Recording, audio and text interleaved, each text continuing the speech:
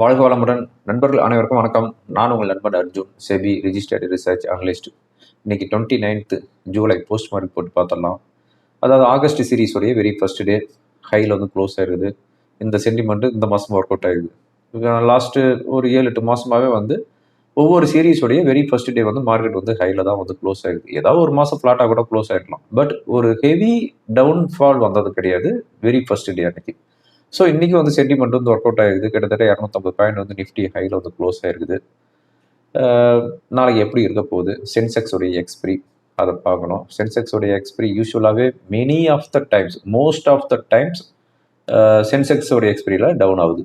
நாளைக்கு என்ன நடக்க போகுது அப்படின்னு பார்க்கலாம். பட் நாளைக்கு நான் டவுன் ஆகாத ஏறிடுச்சுன்னா நீங்கள் டவுன் ஆகும்னு சொன்னீங்களா அப்படின்லாம் சொல்லக்கூடாது. நானும் உங்களுக்கு மாதிரி நானும் வந்து வெயிட் பண்ண போகிறேன். ஓகேங்களா?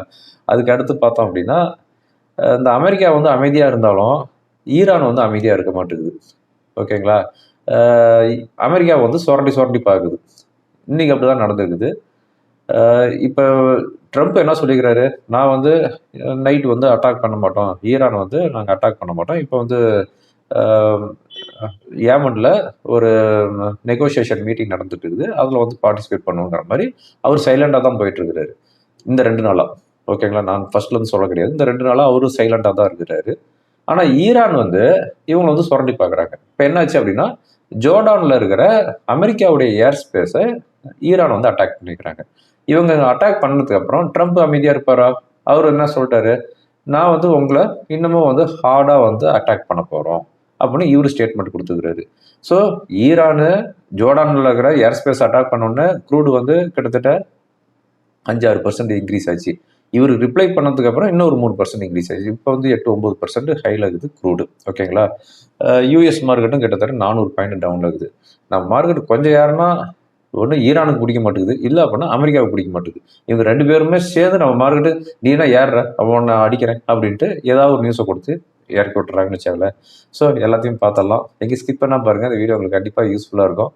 ஓகே, இன்னைக்கு மார்னிங் ஏசியன் மார்க்கெட் பார்க்கறதுக்கு முன்னாடி நேற்று யூஎஸ் மார்க்கெட் என்னாச்சு அப்படிங்கிறது பார்க்கணும். நேற்று வந்து யூஎஸ் மார்க்கெட்டு 1% ஹையில் க்ளோஸ் ஆகுது. To Jones, S&P 500 0.21%, Nasdaq index 0.2% டவுனில் போயிருக்குது. அதே மாதிரி யூரோப் மார்க்கெட்டும் வந்து ஒரு பெரிய ஒரு சிக்னிஃபிகன்ட் மூவ்மெண்ட் கிடையாது, ஆல்மோஸ்ட் ஃப்ளாட்டாக தான் எல்லாம் க்ளோஸ் ஆகிருக்குது. இன்னைக்கு மார்னிங் ஏசியன் மார்க்கெட் பார்த்தோம் அப்படின்னா ஜாப்பனீஸ் நிக்கி 1.5% டவுனில் போயிருக்குது. ஹாங்செங் இண்டெக்ஸ் 2% ஹையில் போயிருக்குது. ஷாங்காய் இண்டெக்ஸ் 0.67% ஹையில் போயிருக்குது. ஆனால் சவுத் கொரியாவுடைய காஸ்பி இண்டெக்ஸ் இன்றைக்கும் கிட்டத்தட்ட 8-9% டவுன் ஆயிருக்குது. இந்த 1 மந்த்தில் கிட்டத்தட்ட 35% டவுன் ஆயிருக்குது காஸ்பி இண்டெக்ஸு. இந்த 2 நாளில் மட்டும் கிட்டத்தட்ட 16% டவுன் ஆயிருக்குது. இப்போ வந்து சவுத் கொரியாவில் எமர்ஜென்சி மீட்டிங் போட்டிருக்கிறாங்க. நம்ம மார்க்கெட்டு இப்படி இறங்கி போச்சு, என்ன பண்ணலாம் அப்படின்ட்டு ஒரு மீட்டிங் போட்டு லெவரேஜ் இன்க்ரீஸ் பண்ணிக்கிறாங்க. ETF வந்து லெவரேஜ் வந்து பை பண்ணுறதை இன்க்ரீஸ் பண்ணியிருக்கிறாங்க அப்படின்னு சம் நியூஸ்லாம் வந்துகிட்டு இருக்குது. ஓகேங்களா? ஓகே, இன்னைக்கு மார்னிங் நம்ம கிஃப்ட் நிஃப்டி ஹையில் தான் இண்டிகேட் பண்ணிட்டு இருந்துச்சு. அதே மாதிரி தான் ஓப்பன் ஆச்சு. நம்ம கிஃப்ட் நிஃப்டி கிட்டத்தட்ட 150 பாயிண்ட் ஹையில் இண்டிகேட் பண்ணிருந்துச்சு. அதே மாதிரி தான் ஓப்பன் ஆச்சு. 24,176 ஓப்பன் ஆகிட்டு 24,283 இன்னைக்கு வந்திருக்கிற ஹை. நிறைய பேர் கேட்குறாங்க, ஜூன்லோ ஜூலை ஹைன்னு ஒருத்தர் சொல்லிட்டு சுற்றிட்டு இருந்தாரு, அவர் எங்கேயாவது பார்த்தீங்களா அப்படிங்கிற மாதிரி 2-3 நாளுக்கு முன்னாடி நினைக்கிறேன், நேற்று ஏதோ ஒரு வீடியோவில் கமெண்ட்டில் போட்டிருந்தாங்க.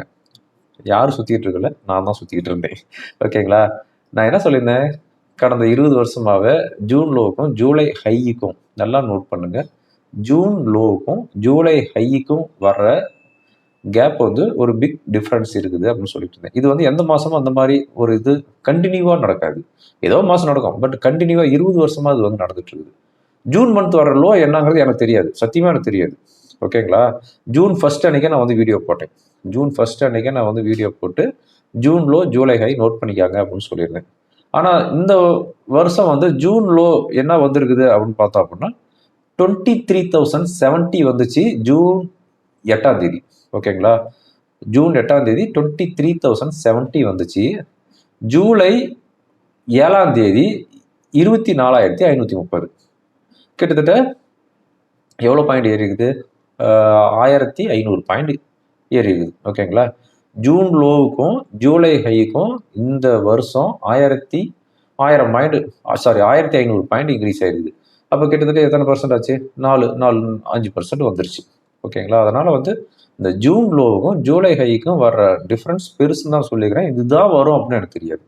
இந்த ஜூலை மந்த்தில் இன்னமும் 2 செஷன் இருக்குது நமக்கு. நமக்கு வந்து வியாழக்கிழமை ஒன்று இருக்குது, வெள்ளிக்கிழமை ஒன்று இருக்குது. யாருக்கு தெரியும்? 24,500க்கு மேலே கூட இந்த 2 நாளில் போனாலும் போகலாம். அது யாருக்கும் தெரியாது. அப்படிங்கும்போது இந்த வருஷமும் அது வந்து ஒர்க் அவுட் ஆகிருக்குது. ஓகேங்களா. ஸோ இது மாதிரி சொல்லிட்டு ஒருத்தர் சுற்றினாரே அப்படின்லாம் யாரும் கேட்காதீங்க. நான் தான் சுற்றிக்கிட்டு இருந்தேன். ஓகே. இன்னைக்கு பொறுத்தவரையும் சென்செக்ஸ் 888 பாயிண்ட் ஹையில் க்ளோஸ் ஆகுது. 1.16%, 77,654 செட்டில் ஆகுது. நிஃப்டி 265 பாயிண்ட்ஸ் ஹையில் க்ளோஸ் ஆகுது. 24,250. ப்ராட் இண்டிசஸை பொறுத்தவரையும் 1% to 1.5% வரையும் ஹையில் க்ளோஸ் ஆகுது.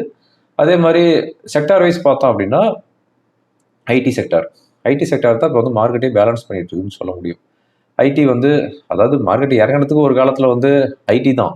இப்போ மார்க்கெட்டை சஸ்டெயின் பண்ணிட்டு இருக்கிறதுக்கும் ஐடி தான். IT, media, metal, pharma, telecom, private bank, FMCG, consumer durables 1% to 2% ஹையில் க்ளோஸ் ஆயிருக்குது. ஓகேங்களா.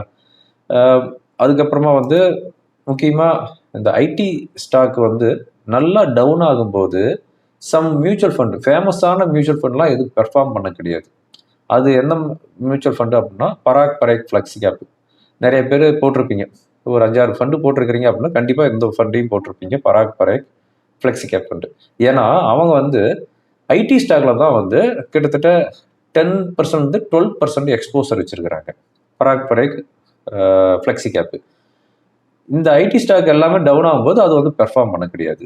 அப்போ வந்து நல்லா பெர்ஃபார்ம் பண்ணது எது அப்படின்னா Motilal Oswal large and mid gap, small gap, Nippon India, அதே மாதிரி குவான்ட்டு, ஸ்மால் கேப்பு, இதெல்லாம் பெர்ஃபார்ம் பண்ணிட்டு இருந்துச்சு. இந்த இது வந்து ஃப்ளெக்ஸி கேப் வந்து பெர்ஃபார்ம் பண்ண கிடையாது. ஏன்னா ஃப்ளெக்ஸி கேப் வந்து எல்லாமே வந்து கலந்து வாங்குறாங்கல்ல, அதனால. அப்படிங்கும்போது இப்போ வந்து ஐடி ஸ்டாக்கை பொறுத்தவரையும் டிசிஎஸ் இந்த மாசத்துல 17% இன்க்ரீஸ் ஆயிருக்குது. இன்ஃபோசிஸும் பார்த்தோம் அப்படின்னா இந்த மாசத்துல அது இந்த பர்டிகுலர் அந்த 1 வீக்ல கிட்டத்தட்ட 12% பக்கமாக இன்க்ரீஸ் ஆயிருக்குது. அதனால இந்த மியூச்சுவல் ஃபண்டில் இன்வெஸ்ட்மெண்ட் பண்ணியிருந்தாங்க பார்த்தீங்களா, இந்த மியூச்சுவல் ஃபண்டு டாப் எக்ஸ்போசர் வச்சிருந்தாங்க பார்த்தீங்களா, ஃப்ளெக்ஸி கேப் ஃபண்டு, அவங்க எல்லாமே வந்து இப்போ கொஞ்சம் பெர்ஃபார்ம் பண்ண ஆரம்பிச்சிட்டாங்க. மெயினாக வந்து பார்த்தோம் அப்படின்னா 3 மியூச்சுவல் ஃபண்டு. இந்த 3 மியூச்சுவல் ஃபண்ட் வந்து Parag flexi cap, HDFC flexi cap, HDFC mid cap. Parag flexi cap வந்து 10.2% எக்ஸ்போசர் வச்சிருக்கிறாங்க. அதுவும் பர்டிகுலராக 3 stock, HCLTech, Infosys, Tata consultancy, அதாவது டிசிஎஸ். இந்த 3 இதில் வந்து 10% அவங்க வந்து ஹோல்டிங்ஸ் வச்சிருக்கிறாங்க. ஸோ இந்த 3மே இன்க்ரீஸ் ஆயிடுச்சா, இப்போ இவங்க வந்து கொஞ்சம் பெர்ஃபார்ம் பண்ண ஆரம்பிச்சிட்டாங்க. அதுக்கு அடுத்ததாக வந்து HDFC flexi cap, HCLTech, Infosys, persistent system. So இது வந்து கொஞ்சம் பெர்ஃபார்ம் பண்ண ஆரம்பிச்சிருச்சு. ஹெச்டிஎஃப்சி மிட் கேப் பொறுத்தவரையும் கோஃபோர்ஜி இப்போ ரீசெண்டாக ரிசல்ட் கொடுத்தாங்க, நல்ல earnings report. Persistent system, Mphasis வச்சிருக்கிறாங்க. ஸோ இவங்க வச்சிருக்கிற எக்ஸ்போசருக்கு இப்போ வந்து அதனுடைய ரிட்டர்ன்ஸ் வந்து இன்க்ரீஸ் ஆகிட்டு இருக்குதுன்னு வச்சுக்காங்களேன். எதோ அவங்க நான் ஷேர் பண்ணணும்னு நினச்சிட்டு இருந்தது. ஓகே, அதுக்கு அடுத்ததான் வந்து சம் இயர்னிங்ஸ் ரிப்போர்ட். அதுவும் பர்டிகுலராக வந்து இந்த இயர்னிங்ஸ் ரிப்போர்ட் நான் வந்து கொடுக்கணும்னு இல்லை. எதனால் நான் வந்து இது கொடுக்குறேன் அப்படின்னா, இப்போ வந்து விஇடிஎல்லேருந்து இந்த ஷேர்லாம் வந்து டிமெர்ஜ் ஆகி வெளியே வந்துருக்குது. அப்போ அதனுடைய இயர்னிங்ஸ் ரிப்போர்ட் எப்படி வந்துருக்குது அப்படின்னு பார்த்தோம் அப்படின்னா, வேதாந்தா ஆயில் அண்ட் கேஸ் இவங்க வந்து நெட் ப்ராஃபிட் 945 கோடி கொடுத்துருக்காங்க. லாஸ்ட்ல இருந்து, அதாவது 476 கோடி லாஸ் இருக்குது. பட் இது வந்து அக்யூரேட் ஃபிகர்னு எனக்கு தெரியாது. ஏன்னா இப்போ தான் வந்து டிமெர்ஜ் ஆகிட்டு புதுசாக ரிசல்ட் கொடுக்குறாங்க. ஸோ நெக்ஸ்ட் குவார்டர் ரிசல்ட்டில் தான் இவங்களுடைய பெர்ஃபார்மன்ஸ் என்னங்கிறது நமக்கு வந்து தெரியும். பட் இவங்க வந்து அந்த வேதாந்தாவிலேருந்து வெளியே வந்ததுனால அதுலேருந்து எவ்வளோ எக்ஸ்போசரை வச்சுட்டு வராங்க அப்படிங்கிறது தான் மெயின். ரெவென்யூ வந்து 3.1% டவுன் ஆகிடுது. எபிட்டா 7.7%, மார்ஜின் இன்க்ரீஸ் பண்ணிக்கிறாங்க குவார்டர் ஆன் குவார்டர் எல்லாமே. அதே மாதிரி Vedanta steel, iron and Steeles net profit 121 crore கொடுத்துருக்குறாங்க. லாஸ் வந்து 1939 crore. ஸோ 2000 கோடி லாஸ் வந்து 121 கோடி ப்ராஃபிட் அப்படின்னு கொடுத்துருக்காங்க. ரெவென்யூ 5% டவுன் ஆயிருக்குது. எபிட்டா 8% டவுன் கொடுக்குறாங்க. Margin almost in line with expectation. So இதுக்கு வந்து நாளைக்கு மார்க்கெட்டில் எப்படி ரியாக்ட் ஆக போகுது, அதுதான் $1 million கொஷின். ஓகேங்களா. ஏன்னா புது ரிசல்ட் அப்படிங்கும்போது நம்ம வெயிட் பண்ணி தான் பார்க்கணும். அதுக்கு அடுத்து வந்து வாரி எனர்ஜி, இவங்க வந்து ஏர்னிங்ஸ் ரிப்போர்ட் கொடுத்துருக்காங்க. நெட் ப்ராஃபிட் 14% அதிகமாக கொடுத்துருக்காங்க. இயர் ஆன் இயர் 850 கோடி கொடுத்துருக்காங்க. இதே லாஸ்ட் இயர் வந்து 745 crore கொடுத்துருக்காங்க.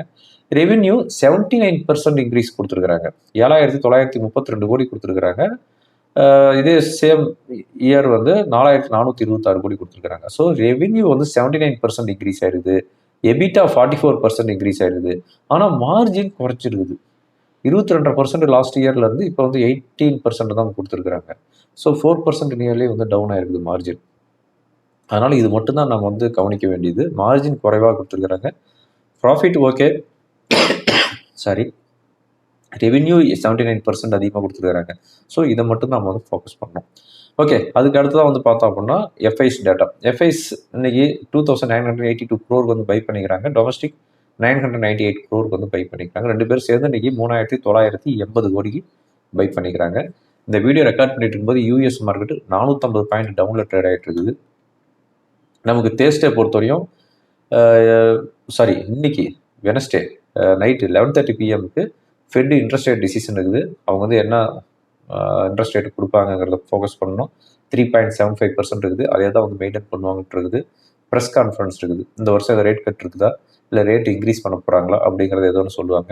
அவங்க கொடுக்குற கமெண்ட் ஹாக்கிஸ் கமெண்டா டோவிஸ் கமெண்டா அப்படிங்கிறத பார்க்கணும். நாளைக்கு தேர்ஸ்டே ஜூலை 30 பார்த்தோம் அப்படின்னா பேங்க் ஆஃப் இங்கிலாண்டோடைய இன்ட்ரெஸ்ட் ரேட் டிசிஷன் இருக்குது. அவங்களுடைய இன்ட்ரெஸ்ட் ரேட்டு 3.75% தான். அதே தான் வந்து மெயின்டைன் பண்ணுவாங்கட்டு இருக்குது. தேர்ஸ்டே ஈவினிங் 6 o'clock யூஎஸ்ஓடைய GDP data, personal spending, personal income, initial jobless data இருக்குது.